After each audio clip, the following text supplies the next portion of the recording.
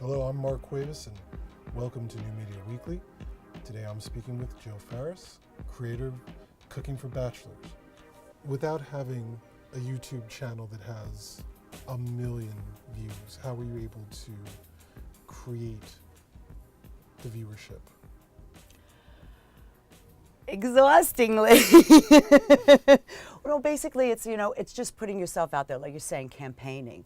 It's everywhere I go, going to meetup groups, meeting people, getting connected to other people, doing things with them. I did a lot of fundraising where I cooked food in a presentation, so you're included in their press as well as yours. So it's really cleverly spreading yourself out.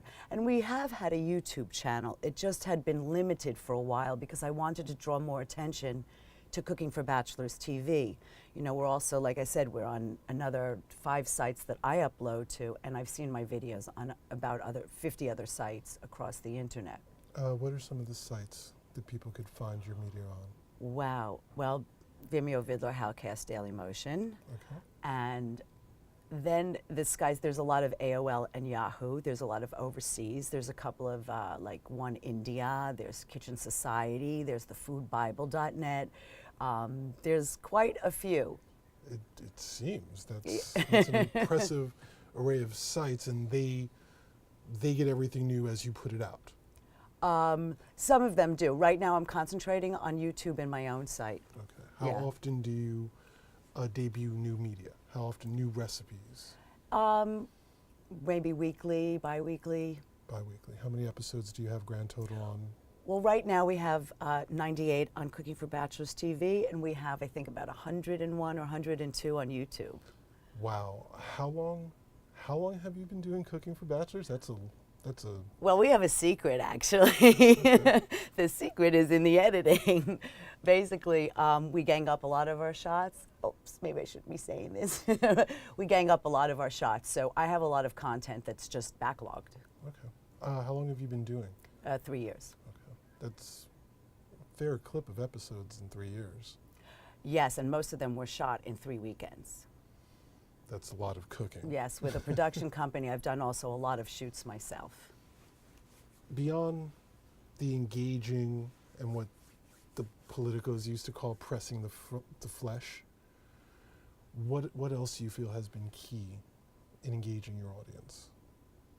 Well, I think it's the attitude, the helpfulness, the answering every comment, realizing what people like and putting more of that up there. I also have a blog. I also send out emails. Everyone that I meet, I ask for their, can I put you on my mailing list? Just try to stay up there. Try to stay up with the current content of food. I mean, if you look at it, you've got to stay. It's a holiday-based thing. So, Thanksgiving is coming. You make a turkey 2 weeks ahead of time because you want that content up there because that's what everybody's looking for. Right. So you have to pay attention to what's going on and have a media schedule, ahead of yourself. So you do plan your shows out or what you're going to release in terms of seasonal recipes? Absolutely. Absolutely. So that you're marketing to what's current. And what people are looking for at that time, right? They're looking for stuffing recipes during Thanksgiving. They're looking for margarita and Cinco de Mayo.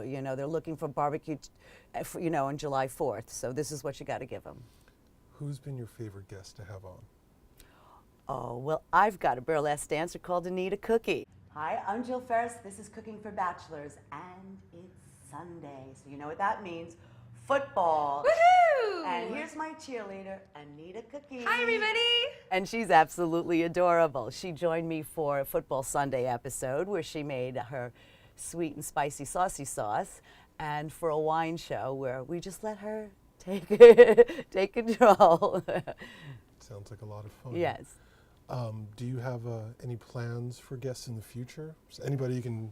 Yes, absolutely. I think the direction we're taking now is I'm going to bring on experts or semi-experts in different subjects that would appeal to my target audience, which is, young men in their 30s pretty much, okay? So So what sort of recipes and experts? So it would be like, let's talk about cigars, and then maybe what matches cigars, what people like to drink with it, some people even like to eat sweets when they're smoking cigars, dating, dressing for a date, preparing for a date, maybe even budgeting your household, in this economy, and how, shopping and preparing meals ahead of time. So the brand expands from how to cook as a man in his 30s who's a bachelor, even if he has a lot of girlfriends, to now it'll cross over into the lifestyles.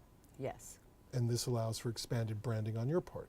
Exactly. Right. I mean, the one question people do have is, why is it just for bachelors? And I said, well, bachelors is a catch-all. It could be cooking for dummies, pardon me, everybody. Right, it could be cooking for dummies, it could be right. cooking for you. And you right, meaning cooking everybody. for you, cooking for novices, just doesn't sound as appealing. But basically, we appeal to the novice chef, somebody who's just learning to cook, because our recipes are not fancy or fancy ingredients. It's basic, delicious food. I mean, the biggest ingredient's love. Right.